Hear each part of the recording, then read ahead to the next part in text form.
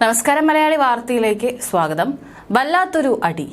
ഖാർഗെ പ്രധാനമന്ത്രി സ്ഥാനാർത്ഥിയാകണമെന്ന് ഇന്ത്യ മുന്നണിയിൽ നിർദ്ദേശം. പ്രതിപക്ഷ എംപിമാർക്കെതിരായ നടപടി 22-ന് രാജ്യവ്യാപക പ്രതിഷേധം. രാജ്യസഭാ ചെയർമാൻ ജഗദീപ് ധൻഖറിനെ പരിഹസിച്ച് മിമിക്രി. മൊബൈലിൽ പകർത്തി രാഹുൽ ഗാന്ധി. പ്രതിഷേധവുമായി ബിജെപി. പ്രധാനമന്ത്രി സ്ഥാനാർത്ഥിയാകണമെന്നുള്ള രാഹുൽ ഗാന്ധിയുടെ മോഹത്തിന് തിരിച്ചടി. ഇപ്പോൾ തന്നെ ഇന്ത്യ മുന്നണിയിലെ ഒരു കൂട്ടർ ഇടഞ്ഞു തുടങ്ങി. ഇന്ത്യ സഖ്യയോഗത്തിൽ കോൺഗ്രസ് ദേശീയ അധ്യക്ഷൻ മല്ലികാർജ്ജുൻ ഖാർഗെയെ പ്രതിപക്ഷത്തിന്റെ പ്രധാനമന്ത്രി സ്ഥാനാർത്ഥിയായി അരവിന്ദ് കെജ്രിവാൾ നിർദ്ദേശിച്ചു. എന്നാൽ ഇപ്പോൾ ശ്രദ്ധ തെരഞ്ഞെടുപ്പിലാണെന്നും സ്ഥാനാർത്ഥിയായി ആരെയും നിർദ്ദേശിക്കേണ്ടെന്നും ഖാർഗെ യോഗത്തിൽ അറിയിച്ചു. സീറ്റ് വിഭജന ചർച്ചകൾ ജനുവരി 1-നുള്ളിൽ പൂർത്തിയാക്കണമെന്ന് നേതാക്കൾ നിർദ്ദേശിച്ചു.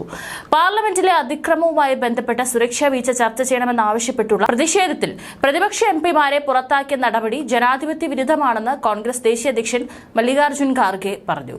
ലോക്സഭാ തെരഞ്ഞെടുപ്പിന്റെ ഒരുക്കവുമായി ബന്ധപ്പെട്ട് ചേർന്ന ഇന്ത്യ സഖ്യ യോഗത്തിന് ശേഷം മാധ്യമങ്ങളോട് സംസാരിക്കുകയായിരുന്നു അദ്ദേഹം. ജനാധിപത്യത്തെ അടിച്ചമർത്താനുള്ള നീക്കങ്ങളെ പ്രതിപക്ഷം ഒന്നടങ്കം ചെറുക്കണമെന്നും മല്ലികാർജ്ജുൻ ഖാർഗെ പറഞ്ഞു. ഇത്രയും എംപിമാരെ പുറത്താക്കിയ നടപടി ജനാധിപത്യ വിരുദ്ധമാണ്. സർക്കാരിന്റെ ഏകപക്ഷീയ നീക്കത്തെ ശക്തമായി നേരിടും. സഭയ്ക്കുള്ളിൽ പ്രതിഷേധിക്കുന്നത് ആദ്യമായല്ല. അമിത്ഷായും പ്രധാനമന്ത്രിയും സംസാരിക്കണമെന്ന ആവശ്യത്തെ മാനിക്കാൻ തയ്യാറാകുന്നില്ല. പകരം അഹമ്മദാബാദിലോ വ്യാപാര സമുച്ചയം ഉദ്ഘാടന ചടങ്ങിലാണ് മോദി പങ്കെടുത്തത്. മര്യാദഘട്ട നടപടിയെ ചോദ്യം ചെയ്യാൻ തന്നെയാണ് തീരുമാനം. എല്ലാ പ്രതിപക്ഷ പാർട്ടികളും ചേർന്ന് ശക്തമായ പ്രതിഷേധം നടത്തും. ഡിസംബർ 22-ന് രാജ്യവ്യാപക പ്രതിഷേധം സംഘടിപ്പിക്കും.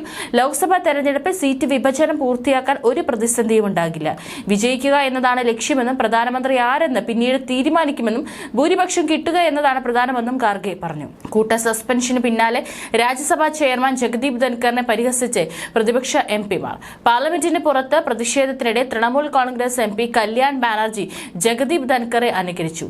രാഹുൽ ഗാന്ധി അനുകരണം ക്യാമറയിൽ പകർത്തുന്നത് ദൃശ്യങ്ങളിൽ കാണാം. എന്നാൽ പ്രതിപക്ഷത്തിന്റെ മിമിക്രി ജഗദീപ് ധൻഖറിനെ രസിച്ചിട്ടില്ല. അസംബന്ധവും അംഗീകരിക്കാനാകാത്ത നടപടിയെന്നായിരുന്നു രാജ്യസഭാ ചെയർമാന്റെ വിമർശനം. അതേസമയം ലോക്സഭാ തെരഞ്ഞെടുപ്പ് ലക്ഷ്യം വെച്ച് സഖ്യ നീക്കങ്ങൾ ശക്തമാക്കി കോൺഗ്രസ്. വിവിധ രാഷ്ട്രീയ പാർട്ടികളുമായി സഖ്യമുണ്ടാക്കുന്നതിനായി കോൺഗ്രസ് സമിതി രൂപീകരിച്ചു. സഖ്യ നീക്കങ്ങൾക്കായി 5-അംഗ സമിതിയാണ് കോൺഗ്രസ് രൂപീകരിച്ചിരിക്കുന്നത്. മുകുൾ വാസ്നിക്കാണ് സമിതിയുടെ കൺവീനർ. വാസ്നിക്കൊപ്പം സമിതിയിൽ അശോക് ഗെഹ്ലോട്ട്, ഭൂപേഷ് ബാഗേൽ എന്നിവരും സഖ്യ നീക്കങ്ങൾക്കായി കരുനീക്കും. ഇന്ത്യ സഖ്യത്തിന്റെ 4ാമത് വിശാല യോഗം ചേരാനിരിക്കെയാണ് കോൺഗ്രസ് സഖ്യ നീക്കത്തിനായി സമിതി രൂപീകരിച്ചത് എന്നത് ശ്രദ്ധേയമാണ്.